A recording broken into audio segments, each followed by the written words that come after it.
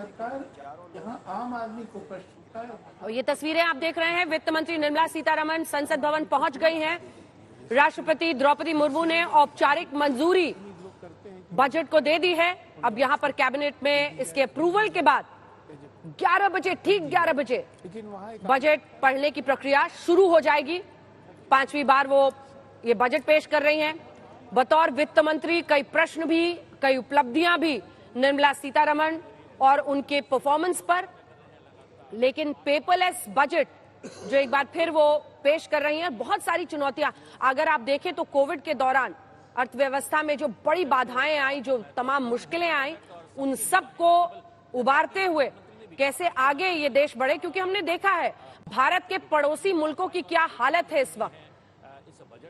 लेकिन इन सब के बीच भारत की अर्थव्यवस्था ने एक रेजिलियंस दिखाया, अर्थव्यवस्था ने एक मजबूती दिखाई जिसके दम पर हम आगे बढ़े हैं।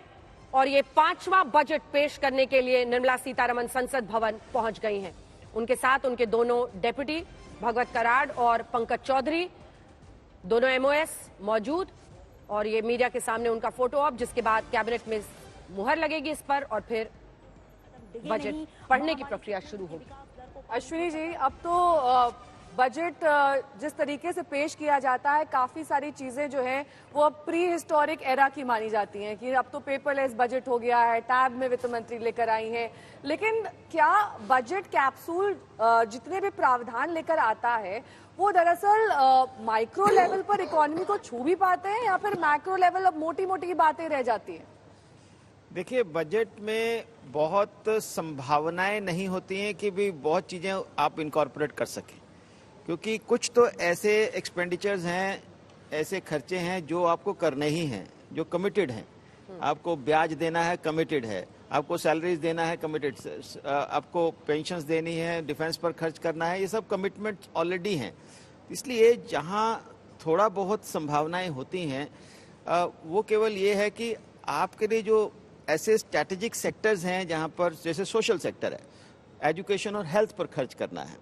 तो पिछले सालों में देखा कि सरकार ने बार बार कहा कि हमने इतने प्रतिशत बढ़ाया है, लेकिन मोटे तौर पर देखने में आया है कि जो सोशल सेक्टर है उस पर जो टोटल खर्च है, जैसे education, health, minorities, SC ST, women and child development, water availability, ये सारी चीज़ों के जो एक्सपेंडिचर है वो बजट का 10% से ऊपर कभी होता ही नहीं है, इवन घोषणाओं में नहीं होता है। तो इसलिए बहुत कम संभावनाएं रहती हैं इस प्रकार के बजट में उन सब प्रावधानों को करने की।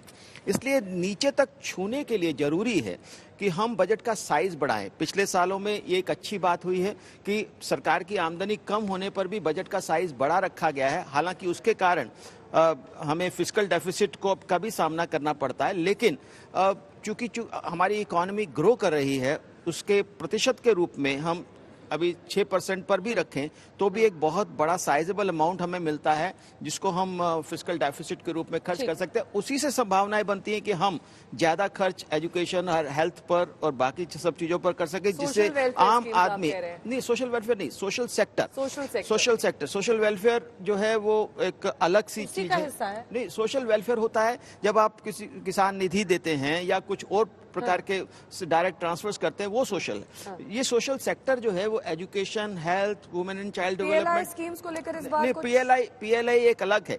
पीएलआई के ऊपर जो है वो एक बजट में नहीं है, ओवर द ईयर्स है। यानी आपने 5 साल के लिए कहा कि पीएलआई में हम 1,98,000 करोड़ रुपए देंगे, बाद में कुछ ऐड किया, आपने सोलर के लिए किया। जो एक बात बहुत दिन से हम लोग क्योंकि चर्चा कर रहे हैं, जो खर्चे पर आवंटन है वो लगातार बढ़ता जा रहा है, तो फिर आमदनी कहाँ से आएगी? क्योंकि अगर ये जो चालू खाता है इसका ये खाई बढ़ती जाएगी तो सरकार के लिए तो मुश्किल है ना। यही बात है कि एक बैलेंस बनाने की जरूरत पड़ती है, क्योंकि अगर हम फिस्कल डेफिसिट बहुत ज्यादा कर देंगे तो जिसको फिस्कल कंसोलिडेशन कहते हैं, सभी लोग मानते हैं कि इससे महंगाई बढ़ सकती है। तो इसलिए चूंकि अर्थव्यवस्था का साइज जितना बढ़ रहा है, उसके जैसे अर्थव्यवस्था का साइज जो है वो एक तो एक्चुअल जो रियल ग्रोथ होती है उसके कारण बढ़ता है, और दूसरा कीमतों के कारण बढ़ता है। तो आज की डेट में लगभग 14-14.5% का ग्रोथ